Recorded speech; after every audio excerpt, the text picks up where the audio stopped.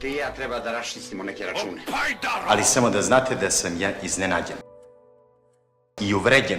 Dobar dan i dobrodošli na Cinemetar. Ja sam Švojti Stefan i danas gledamo Deadpool 1. Deadpool je i pre filmova bio jako popularan i bio je adaptiran na sve načine. Od stripova i igrica do majice i ostalih svakodnevnih objekata. Zbog trećeg filma koji neću moći odmah da pokrijem, želeo sam da pređem preko originalnog i nastavka pisaca Retresije i Paul Wernicka. Idemo na film.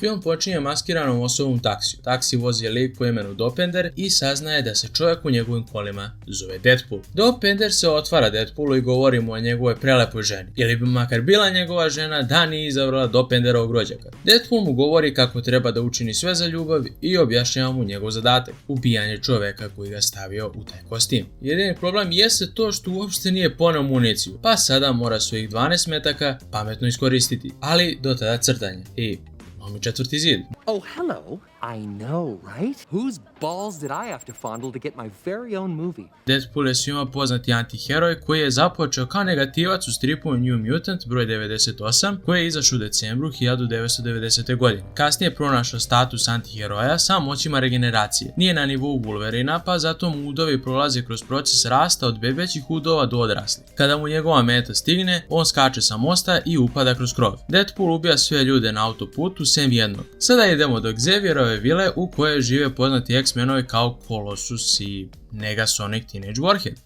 To je to, nisu imali budžet za ostale. Njih dvoje se pripremaju zato što Colossus želi Deadpoola kao člana X-menova. Ako se pitate kako smo uopšte došli do ovoga, Wade Wilson, to jest Deadpool, i više nego spreman da vam ispriča svoju ljubavnu priču. Flashback počinje tako što vidimo Wadeov posao, to jest ubijanje i svaki prljavi posao moguć ako ga dovoljno plati. Te poslove uzima kod njegovog prijatelja Weasela u specijalnom kafiću za plaćenike, gdje također upoznaje i Venesu. Svi već znate ko igra Wade Wilsona, to jest Deadpoola, to je Ryan Reynolds, kome je karijera eksplodirala u posljednjih par godina zbog uloga kao što su ova. Imali su zabavnu godinu, čiji je vrhunac Wadeova prosidba Venese. Nažalost, lijepi momenti ne mogu zauvek trajati, pošto je Wadeu dijagnostikovan rak i iako je Venesa spremna da ostane uz njega kroz ceo proces, on sam ne želi da bude zarobljena sa njim. Zato kada mu sumnjivi čovjek priđe i ponudi eksperimentalni tretman koji bi mu mogao pomoći, on prihvati. Tu završavamo naš flashback za sada, jer posle masakra na autoputu Deadpool konačno pronalazi Francisa, to je čovjeka koji ga je pretvorio u nakazu. Međutim ga Colossus zaustavlja, tako da nije mogao da dovrši Francisa, pa on pobegne. Deadpool također pobegne od Colossusa, što nas dovodi do Wadeovog tretmana.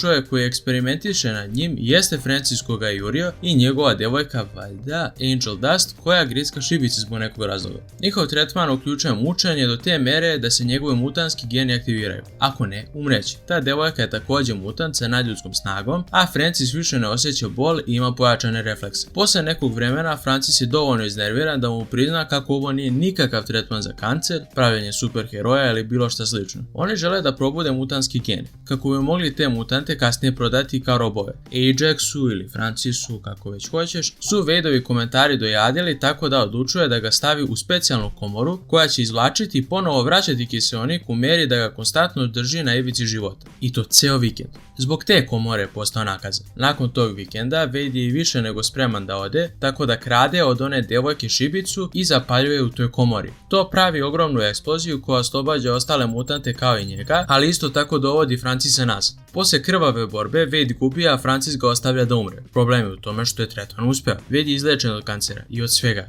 jer je besmrtan. Regeneriše se dovoljno da ga kancer ne izjeda. Komora ga pretvara u nakazu, pa iako bi samo želeo da se vrati Venesi, ne može da joj pokaže šta je postao. Zato ide kod svog najboljeg prijatelja Weasela, gdje dobijamo ime Deadpool i ideju da Wade pronađe bilo koga povezanog za ceo program i tako Francisa. Njegovu lokaciju pronađe preko lika koji je i njemu obećao lek i mislim da vam je sve ostalo jasno. Priču nastavljamo kod slepe starice koja živi sa njim. Pokušava da objasni Wadeu kako mora da razgovara sa Venesom, ali izgleda da je jedini način da je on priđe, ako je ona u opasnosti.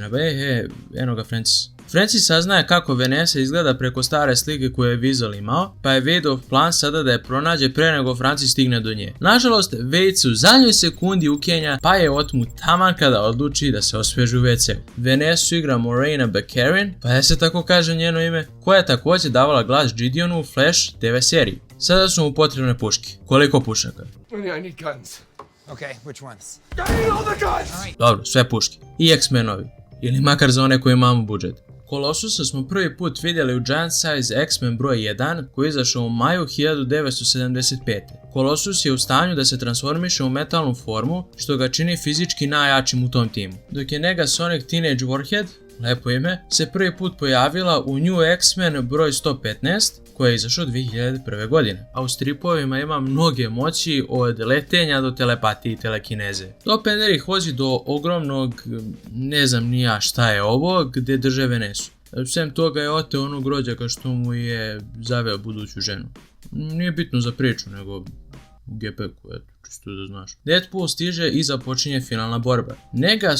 Brianna, čoveče, tako se glumica zove. Napada Angel Dust, to jest ovu sa šibicama, ali kasnije borbu preuzima Colossus. Dok se on bije, Deadpool ubija plaćenike i sprema se da ode po Francisa. Brianna ga svojim moćima podiže do vrha i dok on ima svoju borbu sa Francisom, Colossus uz malo pomoći pobeđuje Angel Dust. Meni najveće iznenađenje jeste Stefan Kapičić koji je davao glas Colossusu. Bio je malo u Andrija Anđelki i Igor u Običnim ljudima. Zbog te eksplozije čitav brod, ovo je brod valjda, kreće se urušava, pa Deadpool mora Venesu ostaviti u komori koja je njemu dala supermoći. Samo što to malo nema smisla, povredila bi se jako je u komori, ali dobro. X-Menovi spašavaju Venesu, ali Wade i dalje mora da dovrši Francisa. Prije samog kraja zahteva da mu vrati tijelo u normalu, ali mu i on sam priznaje kako je to nemoguće i da je zaglavljen tako. Colossus pokušava da navede Wade da poštedi Francisa, ali on ga samo napuni olovom jer ima mnogo težu borbu od te. Vanessa skida Wadeovu masku i prihvata ga takav kakav jeste i film se završava najavom za sljedeći film. Da li prvi strani film na Cinemetru može da nadmaši ceo serijal Anđela? Sad ćemo vidjeti. Idemo na provjeru.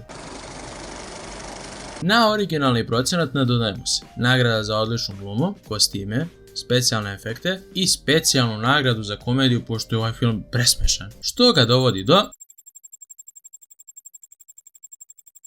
85%. I to je to. Deadpool 1 je izašao 2016. godine i zbog ogromnog uspjeha dobio je nastavak samo 2 godine kasnije. Preko njega ću proći, nadam se, sljedeće nedelje. Jako sam opušten sa ovim mojim kalendarom izbacivanja, a do tada ja sam bio Stefan. Hvala vam na gledanju.